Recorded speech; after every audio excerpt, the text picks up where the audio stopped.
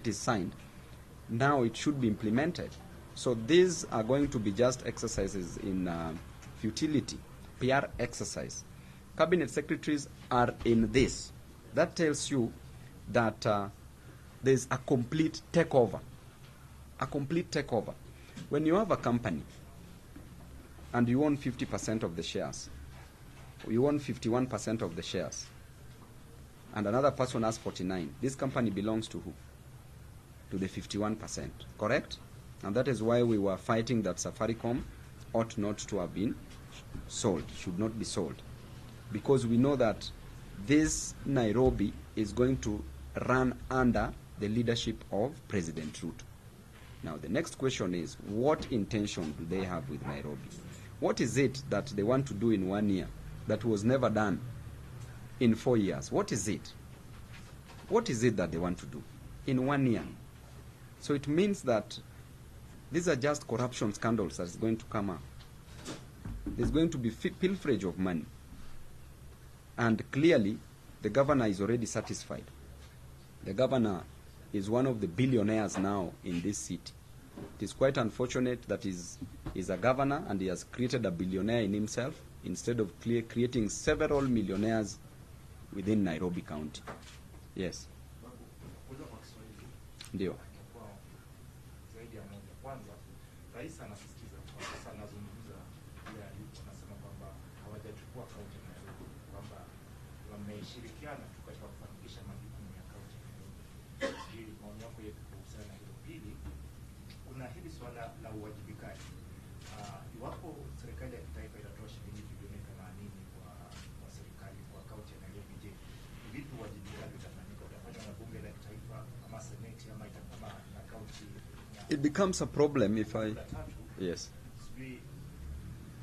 Unahisi kwamba gavana Sakaja amefeli katika kutia saini mkataba huu? Inadhihirika kwamba amefelisha kazi ya kaunti ya Nairobi. Jambo la kwanza, in the spirit of devolution, tunaambiwa ya kwamba hii mambo ya devolution rais mwenyewe anaiua, kwa sababu Nairobi as a capital city that controls a very large percentage of our economy. The president is now assuming the roles of a governor. So we have a president of the Republic of Kenya in... Here's the reality. Your college degree took 4 years and $100,000. AI skills, 28 days and $20. Guess which one your boss cares about more in 2026? Stop. Please stop using ChatGPT like it's Google. Get AI certified in 28 days and you won't recognize yourself. So I'm over 42 and I just got AI certified in less than a month. National government that comes in. So which committees should they be subjected to within Parliament? That is the National Assembly and the Senate. So there's a lot of confusion, and that is why I'm telling you, in a scandal where these people wanataka wakule pesa za wana Nairobi, kwa sababu hawataki hata wawe audited. There's no auditing. Jambo nyingine, president anasema ya kwamba, anasema hajachukua Nairobi.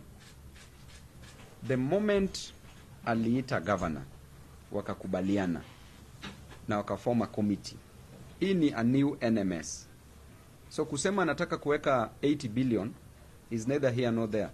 Kwa sababu the county government of Nairobi in itself iko na debt ya close to around approximately 121 billion Kenya shillings ya pending bills. These pending bills, you remember we were told that national government was supposed to pay it, because NMS are the ones who did this. But they did it on behalf of the county, which means that the county also ought to have come in, because these were functions of the county government. So this clearly tells you that if 121 billion cannot be paid, are they going to avail the 80 billion to do this job?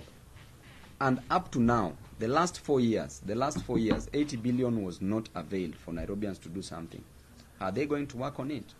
Let me tell you, problem like water challenge, the national government, together with the county government, needs a total of only 100 billion Kenya shillings. And every Nairobian will receive water on a daily basis from Monday to Sunday by constructing more dams, around 2 to 3 dams. We only need close to around 100 billion, and we solve this water challenge permanently. And that 100 billion can come from the county government and the national government. County government alone, according to the recent World Bank report, clearly states that county government should be having an on-source revenue of close to around 67 billion Kenya shillings. Out of that, 37 billion is coming from these billboards and the billboards advertisement, sorry. So 37 billion. So which means that if a governor is competent enough, should be collecting 67 billion. Then with an additional of approximately over 20 billion from the national government, that's 87 billion Kenya shillings. But what do we always declare? We have a budget of 43 billion Kenya shillings annually. The governor has never reached even a collection. We've never implemented this budget fully, because every time the government is boasting of having collected 12 billion, that is what he declares. Meanwhile, he has only a right of viewing only. So it means that the fact that he agreed that he should be viewing means that there's money that he gets from the back door. Okay? So this Nairobi is a graveyard of corruption. All these things which are being introduced is just about corruption. We've been told these things severally. We've been told that jobs will be given to the youth. We've been told that a mama mboga will graduate from selling a mboga to owning a supermarket. We've been told that a boda boda rider will graduate from having a boda boda to having matatus. We've never seen these things happening. Now you are being told again that 80 billion will be availed for Nairobians. Meanwhile, in only one financial year, Nairobi should be run on 87 billion Kenya shillings. So that is even an understatement, which means that they are collecting so much money that they are not declaring. The other day, the Auditor General was complaining. Audit report was showing that the county government of Nairobi, they, through the controller of budget, approved funding to the county government of Nairobi, and these funds disappeared. Actually, they're even using private companies to siphon these monies. 150 million disappeared. I hope you saw that. It was everywhere. So what does that tell you about the state of our county? So what was your last question? Okay. Yeah, one question. Yes. You've expressed your dissatisfaction with both the national and the county Yes. government in Yes. terms of governance. Yes. What will be the solution for the remaining 1 year before the election? What would you prescribe? What I can easily tell you is that Nairobi, as at now, is not functional. What couldn't be done in 4 years cannot be done in 1 year. There's a reason why we are elected in office for 5 years, so that you prorate and you use your budget. Nairobi is run on a budget, and there's an on-source revenue together with the national government revenue that we receive. And if we've never implemented this budget to its full, then there's nothing to expect. There's no miracle to expect. The only thing that we want is that Nairobians should change the leadership of Nairobi, so that when we come in, we deliver these services. As a member of National Assembly, you've seen my great work at Embakasi's constituency. We were ranked as the best member of parliament in Kenya, beating all even the government members of parliament with all those resources. It means that if little could be given to us, then we can manage even more. If we could manage little, we can manage more. And we just want an opportunity where we can help majority of Nairobians get services. We want to create an enabling environment for even Nairobians to do business.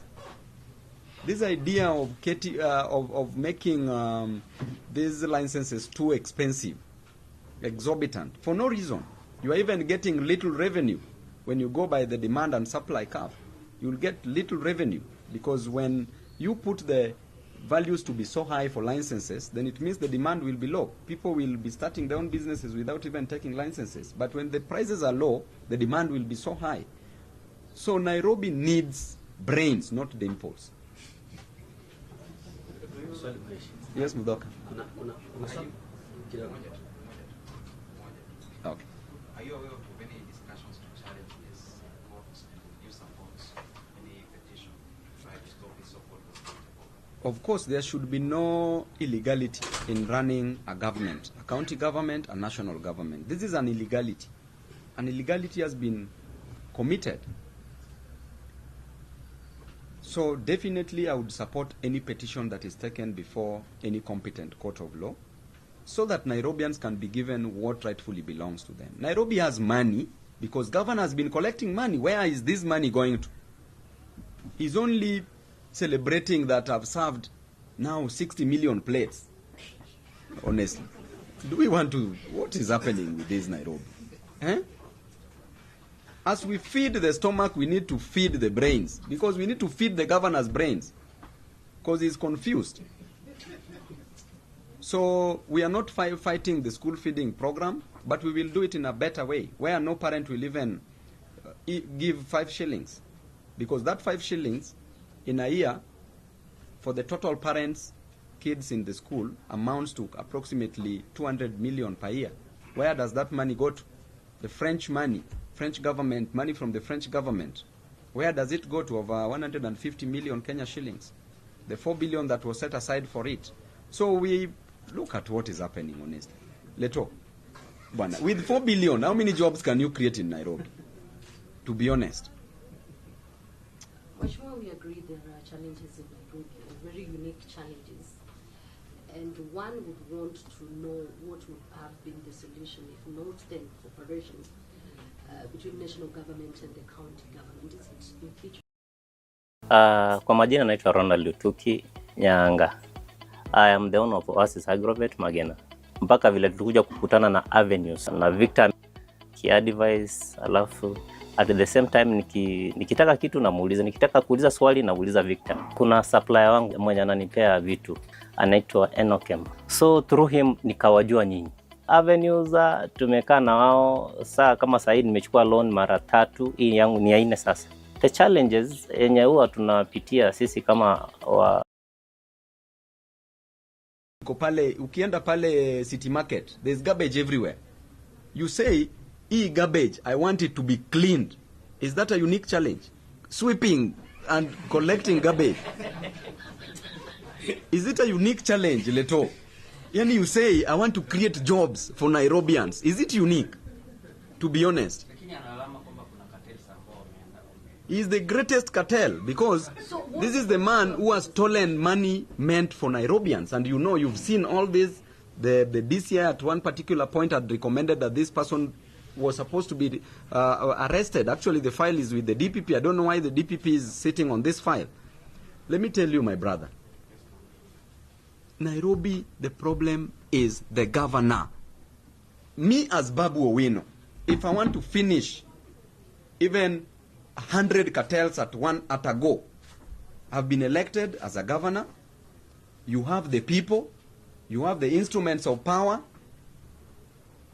And then you have the will, the passion, and the energy to change lives of Nairobians. If I give you a job as a cartel and collect takataka, legally done, and you don't do it, you want money to be paid hewa. Sintakuhamisha Nairobi. I will just come to your house and tell you, do our work as Nairobians, ama uhame Nairobi. Bwana, the moment you have the instruments of power and you have the people, who is the kana cartel shtua you? Bwana cartel atarudi ataishi huko kwa mshtuni. This is just jokes because these cartels are the ones who are funding the governor. The moment you are funded by these cartels, when he got into office, these cartels gave him around 3 Range Rovers. You already have Range Rovers, you are now excited, you are smiling like Kibaki on a 40 bob coin. So, guys, Bwana, let us not joke around, Bwana. Nairobi needs serious leadership. Serious leadership. You are given Range Rover. How will you deal with these cartels? You are the one who's eating money. You are the bigger cartel. Bwana, these cartels, I can finish them in 1 week. 1 week and there will be no cartel in Nairobi. This work does not need jokes. It needs serious people. Away from Nairobi, I know there are demonstrations or rather protests by opposition, united opposition on Friday because of IG culture. Are you going to be part of that team? And what do you think ought to be done on what is happening to Kenyans who attend your rallies? It's very important to learn from history and note that even the current president of the Republic of Kenya, at one particular point, he was in opposition. And by the time that they were being tear-gassed and lives were lost, clearly he should learn something from it, because he should not serve us with the same medicine. And I'm so disappointed with the governments of the day, the regimes that are coming in, because we have rights that needs to be protected. We've come from very far. Right to picket, enshrined in the Constitution. A right to speak. Freedom of speech is the oxygen of democracy, Liz. So, by the end of the day, why do you want to tear gas your opponents? It is only fear that can make you tear gas them. Otherwise, if you are confident that you are going to win, then why don't you let your opponents also do their stuff?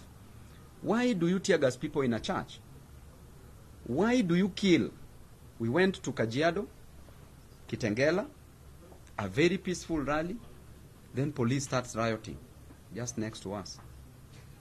Starts throwing tear gas everywhere. Is that not rioting?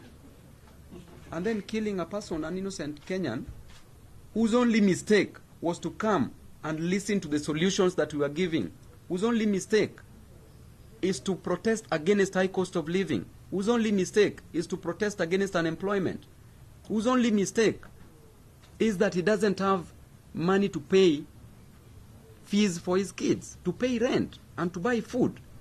And then that person, you send him to his grave. Honestly, what are we trying to do? Kanja should resign. Actually, kazi yake imeisha. Atoke kwa ofisi very fast. This is a man who should leave office. You know, wanasemanga, oh, why are you saying this? Are you not scared of what? Kanja should leave. See, time yake expire. He's in office now illegally, right? He should leave immediately.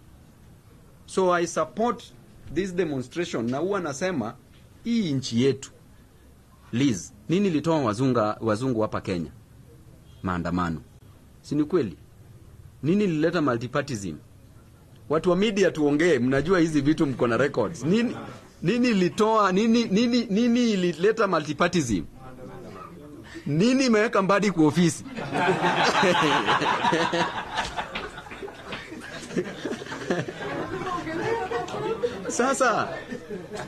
Sasa hata Ruto mwenyewe alienda maandamano.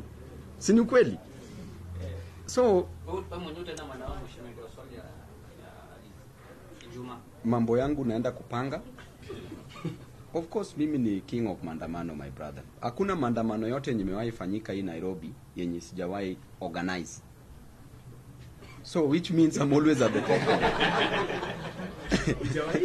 Sindio? I'm always the organizer. Which party are you likely to run on now that I think that is tomorrow's problem. We will solve it tomorrow. Today's problem is talk about Nairobi County and maandamano. Yeah. Kuna kitu jana gavana kwenye hotuba yake alimention akasema kwamba the last time such a document was signed, and you know whom he was referring to. Yeah, there's a very important question here. Yes. So in his speech he said the last time such a document was signed, of course you know alikuwa analisifaa kwa nani, lakini yeye jana anasema walikunywa chai wakazungumza wakajadiliana. Unafikiri labda alikuwa chini ya himaya ya ushauri wa mtu fulani ambayo hakuwa na option? Njia pekee ilikuwa ni wakubaliane waeke huo mkataba. You know, for the county government to notice an incompetent national government to notice that the governor of Nairobi is incompetent, it means that indeed the county government is incompetent, right?